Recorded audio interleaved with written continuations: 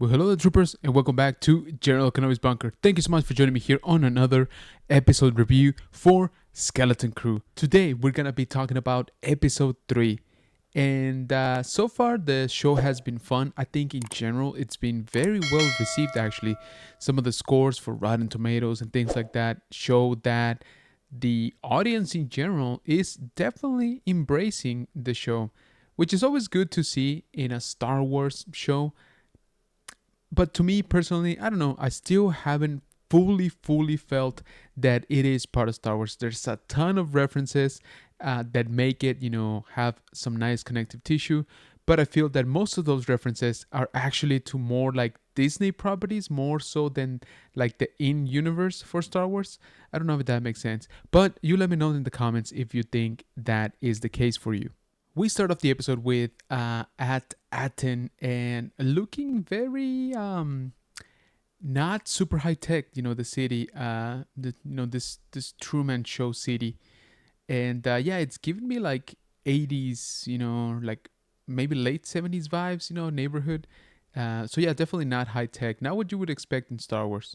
So we got the parents pretty worried about what's going on with the kids, but still very much within the confines of the I guess the rules of the planet. They also keep talking about the supervisor, like what is the supervisor gonna do about it? They want to talk to the supervisor. I don't know. I'm getting some creepy vibes there. So we're picking up where Jod is helping them escape, and he's using some Jedi tricks. So I guess he really does have the Force. Now he's definitely kind of shady because they keep asking him, how does he know how to use the Force? And he's like, yeah, a lot of practice. Then KB actually sort of detects a person that he didn't, and they're like, oh, maybe she's got the Force too. And he goes, yeah, the Force flows through us all. So I don't know. It's like he's deflecting quite a bit. So the children are getting away in plain sight, very much to the style of Obi-Wan Kenobi show. Remember when he takes out Leia from the Inquisitorium? Yeah, I don't know. This one I bumped into a little bit because they do see them, just nobody seems to care or enough to do anything about him. So fairly easily they make it to their ship, and of course, Jod is getting everything ready to take off. But the kids are actually, you know what, we cannot leave without SM-33. He's part of our crew. He helped us out. He knows how to fly the ship and repair and all that. And he's like, nah, we're just gonna go. That's not a Jedi thing. That's not a Jedi thing. Jedi say. That sounds weird. It sounds so fake. The prince? Who's the prince? Anybody know? Oh, check that out. B1 battle droid. Did we win? That is awesome. Alright, so they're kind of split up, between leaving him and taking him. That's pretty funny because in the background you can see them, they're trying to like blast him away. Man, I'm really liking all the ships we're seeing in this episode. Look at that. God, I'm sure somebody's gonna piece all of those together. There's bound to be a few surprises back there. Oh, snap. And boom, they're off. Oh, that's the ship from Rebels, Commander Satos. Alright, I don't know what he's eating, but I want some. That looks delicious. Oh, Neo wants some too. That's hilarious. Ooh, we got some tension, going on with the SM-33 and Jod. They're definitely from somewhere. Aye. That's funny. SM-33 is just funny, man. You come back?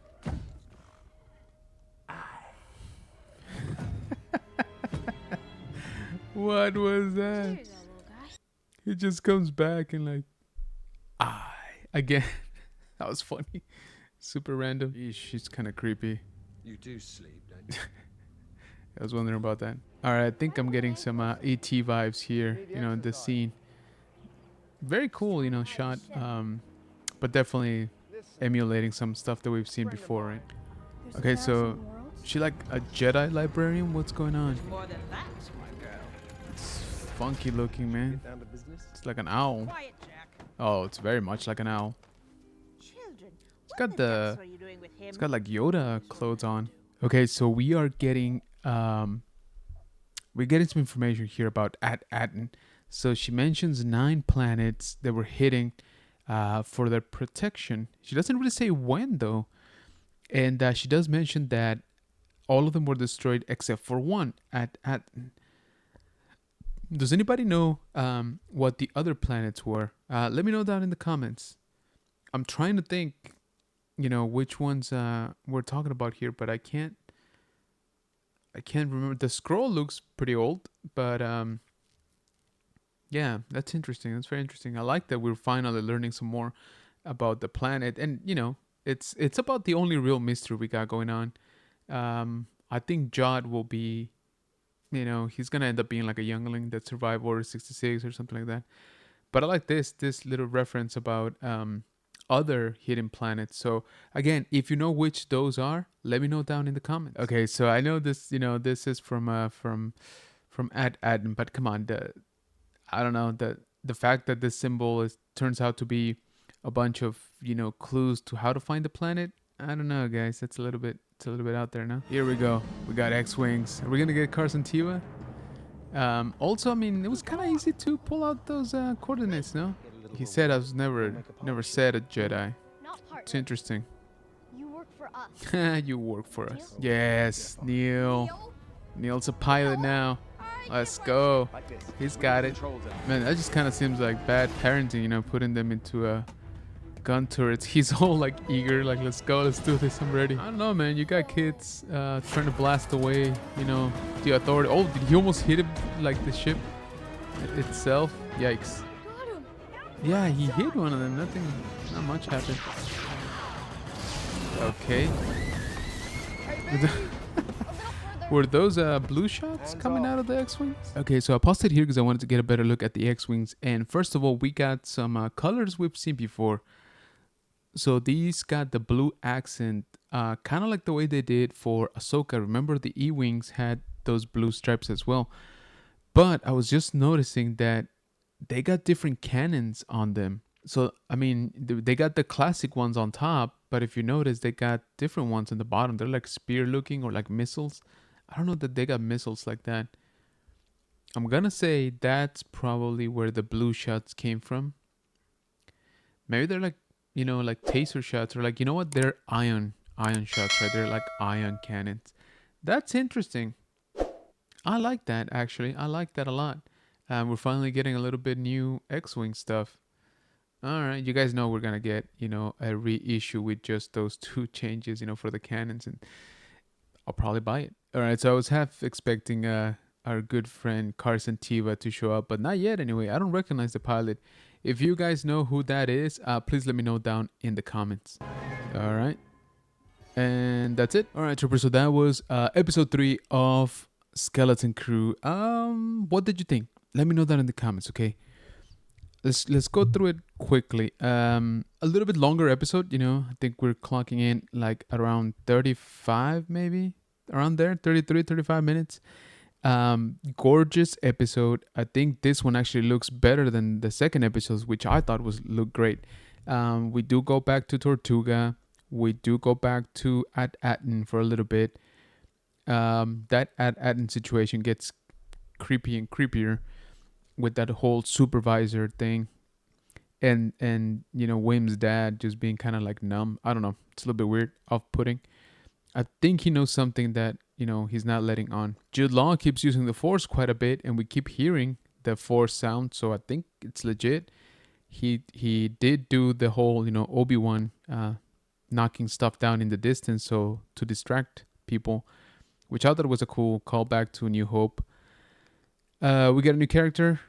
She's kind of weird looking cat owl crossbreed thing going on. It did stood out to me. The I guess like the jumpsuit that she's wearing is very, very similar to the one that Yoda had in the prequels, episode 1, 2, and 3. So I don't know if there's a connection there. She didn't seem to be a Jedi, but she definitely had a lot of knowledge. And we got a little bit more out of the At-Aten legend. I don't know what to call it, myth maybe. But she knew right away that there was 9 planets that were hidden.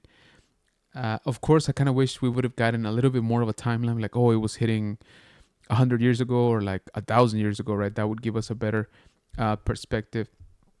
But they did name drop Alderaan and Coruscant.